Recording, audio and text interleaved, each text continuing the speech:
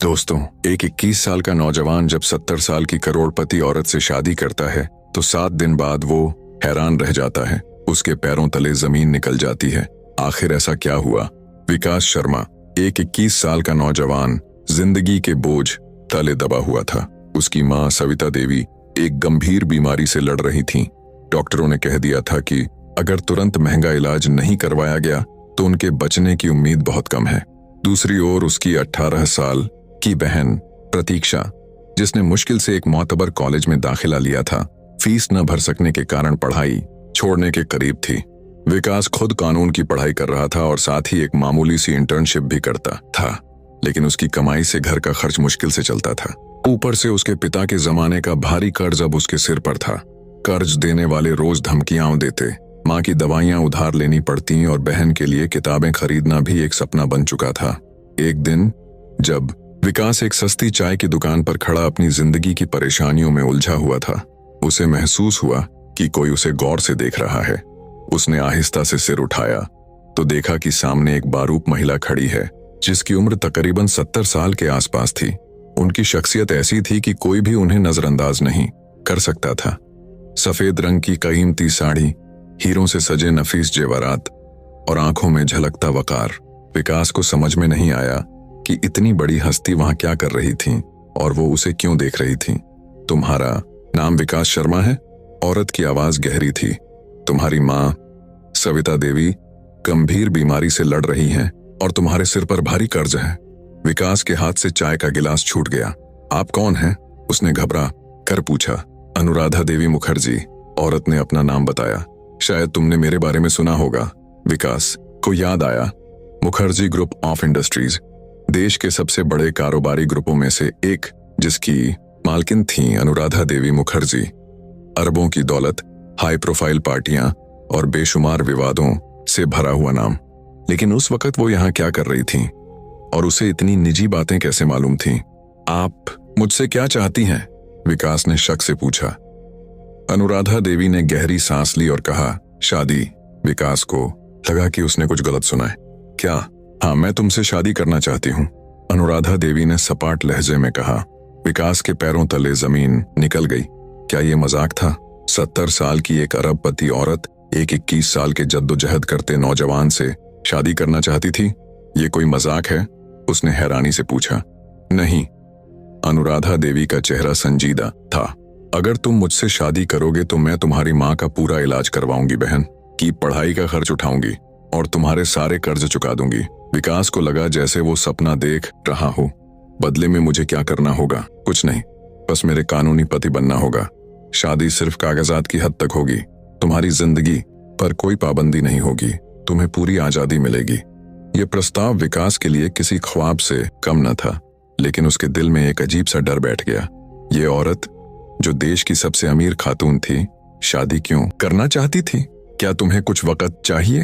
अनुराधा देवी ने पूछा। विकास को समझ नहीं आ रहा था कि क्या जवाब दे।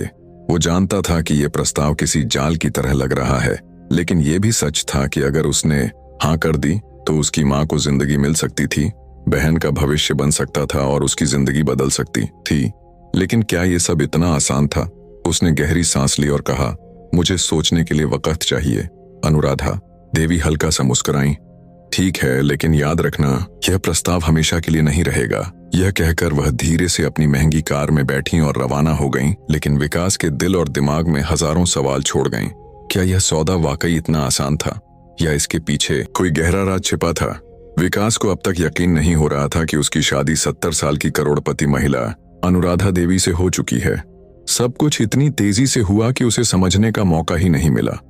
न कोई धूम धड़ाका, न कोई रस्म रिवाज, बस कुछ कानूनी दस्तावेजों पर हस्ताक्षर और गवाहों की मौजूदगी में उसकी किस्मत बदल गई थी। अब वह उस शानदार हवेली का कानूनी मालिक भले ही न हो, कम से कम एक महत्वपूर्ण हिस्सा जरूर बन चुका था। जब विकास ने पहली बार हवेली में कदम रखा तो उसकी आंखें चौंधी आ गईं। यह कोई आम हवेली नहीं थी, बल्कि एक महल जैसी भव्य इमारत थी। इतिहास की गवाही देती हुई, समय की परछाइयों को समेटे हुए, विस्तृत संगमरमर की दीवारें, ऊंचे ऊंचे स्तंभ जिन पर नफीस नक्काशी, पुराने जमाने के झूमर जिनकी रोशनी अब भी धीमी धीमी चमक रही थी। दीवारों पर महंगे विदेशी चित्रकला के नमूने, कुछ राजाओं महाराजाओं की तस्वीरें और कुछ अजीब सी मूर्ति जैसी आकृतियां। ऐसा लगता जैसे इन तस्वीरों में हवेली की कहानियां कैद हों। विकास आगे बढ़ता गया। उसके कदमों की आवाज विशाल खामोशी में गूंज रही थी। फर्श पर बिछी कीमती ईरानी कालीनें वक्त की अमीरी का सबूत दे रही थीं, लेकिन हवेली के अंदर एक अजीब सी ठंडक थी, जो मौसम की वजह से नहीं बल्कि किसी अनदेखे डर की वजह से महसूस हो रही थी। हवेली के नौकरों का रवैया भी कुछ अजीब सा था। सबसे पुराना नौकर हरिशंकर लगभग 60-65 साल का एक झुर्रियों भरा दुबला पतला आदमी था। उसकी आंखों में हमेशा एक सहमा हुआ भाव रहता। जब भी विकास उससे कुछ पूछता, वह पहले इधर उधर देखता, जैसे तय कर रहा हो कि कोई सुन तो नहीं रहा। प्रीमा, हवेली की मुख्य नौकरानी, बहुत कम बोलने वाली थी। जब भी वह विकास के सामने आती, नजरें झुका लेती और जल्दी जल्दी अपना काम निपटा कर चली जाती। उसकी आंखों में भी कुछ ऐसा था जो विकास समझ न सका। वह डर था या गहरी उदासी। कोई भी बिना वजह विकास से बात नहीं करता था। हवेली में जितने लोग थे उससे कहीं ज्यादा खामोशियां थीं, लेकिन सबसे ज्यादा जिसने विकास को परेशान किया वह था दूसरे मंजिल का एक दरवाजा। हवेली के भीतरी हिस्से में एक चौड़ा संगमरमर का जीना सीधा ऊपर जाता था, लेकिन जब भी विकास ने वहां जाने की कोशिश की, कोई न कोई नौकर उसे रोक लेता। ऊपर जाना मना है बाबूजी, हरिशंकर ने कहा। क्यों? विकास ने झुंझलाकर पूछा। हरिशंकर ने कोई जवाब दिए बिना नजरें झुका लीं। ऊपर जाने वाली सीढ़ियों के अंत में एक बड़ा सा काला लकड़ी का दरवाजा था। ऐसा महसूस होता जैसे अंधेरे ने उसे अपने अंदर कैद कर रखा हो। दरवाजे पर एक भारी सा लोहे का ताला लगा था, लेकिन सबसे अजीब बात यह थी कि दरवाजे के ठीक ऊपर एक सीसीटीवी कैमरा लगा था, जो हर वक्त उस दरवाजे पर नजर रखे हुए था। विकास को झटका लगा। अगर दरवाजा बंद ही रखना था तो उस पर निगरानी की जरूरत क्यों थी? क्या उस दरवाजे के पीछे कोई रहस्य छिपा हुआ था? पहली ही रात विकास को कुछ अजीब सी आवाजें सुनाई दी। घड़-घड़, टिक-टिक, जैसे कोई लकड़ी पर धीरे धीरे चल रहा हो। यह आवाज दूसरी मंजिल से आ रही थी। विकास उठा और बाहर निकला। जैसे ही उसने ऊपर जाने की कोशिश की, हरिशंकर सामने आ गया। आप यहां क्या कर रहे हैं बाबूजी? विकास चुप हो गया। हरिशंकर की आंखों में हल्की सी घबराहट थी। रात को यहां मत निकला करें, उसने धीरे से कहा और वापस चला गया। लेकिन विकास को उस रात नींद नहीं आई। वह जानना चाहता था आखिर दूसरी मंजिल के उस बंद दरवाजे के पीछे है क्या। धीरे धीरे उसे पता चला कि यह हवेली पहले राजेश मुखर्जी नाम के एक करोड़पति बिजनेसमैन की थी, जो 15 साल पहले एक रहस्यमय हादसे में मारा गया था। कहा जाता था कि उसकी मौत इसी हवेली के अंदर हुई, लेकिन उसकी लाश आज तक नहीं मिली। सवाल यह था, क्या अनुराधा देवी इस बारे में कुछ जानती थीं? क्या राजेश मुखर्जी की मौत सिर्फ एक हादसा थी या फिर कोई साजिश? दिन गुजरते गए और विकास को महसूस होने लगा कि वह एक ऐसी पहेली में फंस चुका है जिसका हल आसान नहीं। हवेली की दीवारें कुछ छिपा रही थीं, लेकिन सवाल यह था, रात का तीसरा पहर था। हवेली के बड़े झूमर की रोशनी धीमी हो चुकी थी। बाहर तेज हवाएं दीवारों से टकरा रही थीं, जैसे कोई गहरा राज सरगोशी कर रहा हो। अंदर खामोशी थी, लेकिन विकास के दिल में तूफान उठ रहा था। उसे अभी अभी पता चला था कि अनुराधा देवी उससे कुछ बड़ा सच छुपा रही है। वह अब तक नहीं जानता कि वह सच क्या है, लेकिन वह जानता था कि जब वह सामने आएगा तो शायद बहुत देर हो चुकी होगी। विकास ने खुद को संभालने की कोशिश की, लेकिन बेचैनी उसके अंदर तूफान की तरह उठ रही थी। ऐसा महसूस हो रहा था जैसे कोई अनदेखी ताकत उसे पुकार रही हो। हवेली के अंधेरे गलियारे, पुराने लकड़ी के फर्श और वह बंद दरवाजा जिस पर हर समय ताला लगा रहता था और जिसे कभी कोई नहीं खोलता। इस वक्त उसकी जिज्ञासा अनुराधा देवी के दफ्तर तक सीमित थी। जब सब कर्मचारी गहरी नींद में थे, विकास उठा, धीरे से कमरे का दरवाजा खोला और बाहर झांका। चारों तरफ सन्नाटा फैला था। चुपचाप कदमों से वह अनुराधा देवी के निजी दफ्तर की ओर बढ़ा। दफ्तर हवेली के पश्चिमी हिस्से में था। पुरानी लकड़ी की अलमारियां दीवारों से जुड़ी खड़ी थीं। बीच में एक बड़ा सा महोगनी का मेज रखा था। विकास ने दरवाजा हिलाया, खुला था। वह दबे कदमों अंदर दाखिल हुआ। कमरे में धीमी सी रोशनी जल रही थी। अलमारियों में ढेरों फाइलें रखी थीं, जिन पर मोटे अक्षरों में बिजनेस डील्स और प्राइवेट कॉन्ट्रैक्ट्स लिखा था। लेकिन उसकी नजर सीधे मेज पर जा पड़ी। वहां कुछ पुराने कागजात और एक मोटा लिफाफा रखा था। उसका दिल जोर जोर से धड़कने लगा। उसने कांपते हाथों से लिफाफा खोला। अंदर से कुछ पुरानी तस्वीरें निकलीं। उन तस्वीरों में 2 लोग खड़े थे, एक उसका पिता देवेंद्र शर्मा और दूसरा राजेश मुखर्जी। विकास की आंखें तस्वीरों पर जम गईं। पापा और राजेश मुखर्जी के चेहरे पर एक अजीब घबराहट थी। फिर उसने तस्वीरों के नीचे रखे 2 खत देखे। एक में लिखा था, अनुराधा, तुमने मेरी जिंदगी बर्बाद कर दी। तुमने मेरे पैसे हड़प लिए, मेरे कारोबार को तबाह कर दिया। मैं तुम पर भरोसा करता था, लेकिन तुमने मुझे धोखा दिया। तुम्हारी वजह से मेरी बीवी और बेटा मुझसे दूर हो गए। एक दिन तुम्हें तुम्हारे किए की सजा जरूर मिलेगी। दूसरे खत में लिखा था, अगर कल सुबह मैं जिंदा न रहूं तो उसका जिम्मेदार कोई और नहीं बल्कि अनुराधा होगी। उसने मुझे मेरी ही कंपनी से निकाल बाहर किया। उसने मेरे सबसे करीबी दोस्त देवेंद्र को मेरे खिलाफ भड़काया और अब मेरे पास कोई रास्ता नहीं बचा। ये आखिरी शब्द पढ़कर विकास का सिर चकरा गया। क्या ये सब सच था? उसने जल्दी जल्दी कागजात पलटने शुरू किए। एक तीसरे कागज में साफ लिखा था कि राजेश मुखर्जी ने आत्महत्या की थी अपने ही बंगले में। नहीं, ये सच नहीं हो सकता। विकास का दिल बैठने लगा। तभी उसे अपने पीछे हल्की सी आहट महसूस हुई। विकास ने धीरे से पीछे देखा। दरवाजे पर अनुराधा देवी खड़ी थीं। उनकी आंखों में न तो गुस्सा था और न ही घबराहट, बल्कि एक अजीब सा शांति, एक ठंडी सी ठहराव था। तो तुमने आखिरकार सब कुछ देख ही लिया? विकास गुस्से में कांपते हुए बोला। तो ये शादी, ये सब कुछ सिर्फ एक सौदा नहीं था, ये इंतकाम था। अनुराधा देवी हल्का सा मुस्कुराई। बिल्कुल, लेकिन मेरे पिता ने ऐसा कुछ नहीं किया होगा। विकास चीख उठा। अनुराधा देवी ने गहरी सांस ली और धीरे धीरे उसकी तरफ बढ़ी। सच का सामना करना आसान नहीं होता विकास।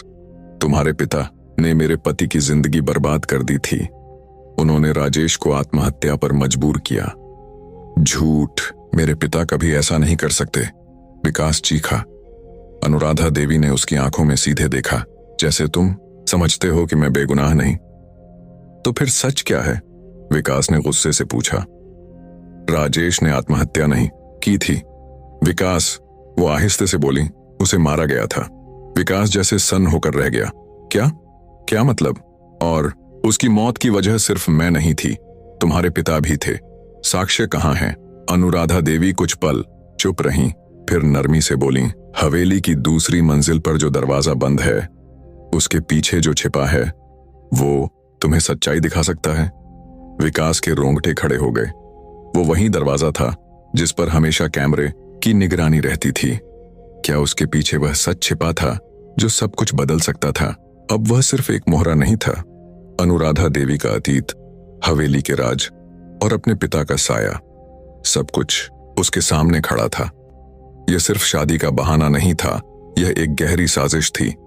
लालच, इंतकाम और सच्चाई की एक लड़ाई जिसका अंजाम अब वह खुद तय करना चाहता था। लेकिन वह अकेला कुछ नहीं कर सकता था, इसलिए उसने अपने सबसे करीबी दोस्त अर्जुन वर्मा से मदद मांगी। अर्जुन एक अनुभवी पत्रकार था। साक्ष्य चाहिए, अर्जुन ने गंभीरता से कहा, और वो साक्ष्य सिर्फ हवेली के राजों में छिपे होंगे। ऐसे साक्ष्य जो सिर्फ कहानी नहीं हो, बल्कि कानूनी कार्रवाई की नींव भी बन सकें। विकास और अर्जुन ने मिलकर जांच शुरू की। अनुराधा देवी के व्यापारिक रिकॉर्ड्स, बैंक लेन देन, कानूनी दस्तावेज और हवेली के पुराने कर्मचारियों से संपर्क किया। जल्द ही उन्हें अंदाजा हुआ कि अनुराधा देवी सिर्फ बदला लेने वाली औरत नहीं थी, वो एक आपराधिक साम्राज्य की मालिक थीं, जिनके काले धंधे देश के कई हिस्सों में फैले हुए थे। बैंक लेन देन में करोड़ों की संदिग्ध रकम, अज्ञात खाते और 2 पुराने कर्मचारी अचानक लापता हो गए थे। लेकिन सबसे बड़ा खुलासा उस समय हुआ जब विकास को दूसरी मंजिल के एक पुराने बंद कमरे की चाबी मिल गई। रात की अंधेरे में विकास ने वह दरवाजा खोला। अंदर एक गुप्त अध्ययन कक्ष था। उसमें पुरानी फाइलें, तस्वीरें, वीडियो रिकॉर्डिंग्स और अखबार के टुकड़े रखे थे।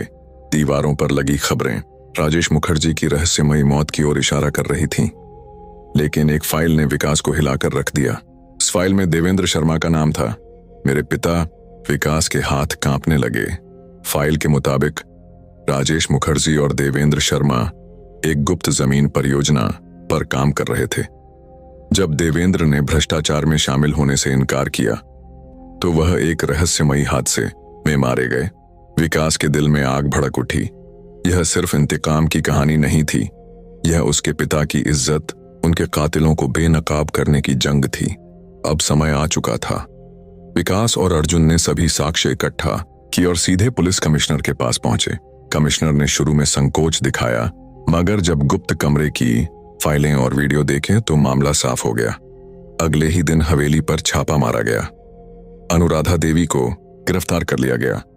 जब उन्हें हथकड़ी लगाई गई तो वह जहरीली मुस्कान के साथ बोली, तुम समझते हो तुम मुझे हरा सकते हो? उनकी आंखों में अब भी नफरत जल रही थी। तुम्हारी नफरत ने तुम्हें खुद बर्बाद कर दिया, विकास ने कहा। उनका सारा काला धन और गैरकानूनी साम्राज्य तबाह हो चुका था। हवेली नीलाम कर दी गई। सारी संपत्ति सरकार ने जब्त कर ली। जब अधिकारियों ने विकास से पूछा कि क्या वह हवेली लेना चाहेगा तो उसने इनकार कर दिया। नहीं, यह हवेली सिर्फ अतीत के जख्मों की याद दिलाती है। मैं अपनी पहचान खुद बनाऊंगा, बिना किसी साए के। कुछ साल बाद विकास ने अपनी इंजीनियरिंग की पढ़ाई पूरी की और एक तकनीकी कंपनी शुरू की। इसी दौरान उसकी शादी डॉ. परिणीति साहू से हुई। ऐसी महिला जो भी विकास की तरह मुसीबतों से लड़कर आगे बढ़ने में विश्वास रखती थी। उनके बेटे आदित्य के जन्म पर विकास ने एक नया वादा किया, मैं अपने बेटे को वह जिंदगी दूंगा जो मुझसे छीन ली गई थी। अब वह सिर्फ देवेंद्र शर्मा का बेटा या अनुराधा देवी का पति नहीं था, वह अपनी अलग पहचान बना चुका था। अतीत की काली परछाइयां कभी कभी अब भी उसके सपनों में आती थीं, लेकिन अब वह नहीं डरता था, क्योंकि वह जान चुका था इंसाफ की लड़ाई सिर्फ एक बार नहीं बल्कि बार बार लड़ी जाती है।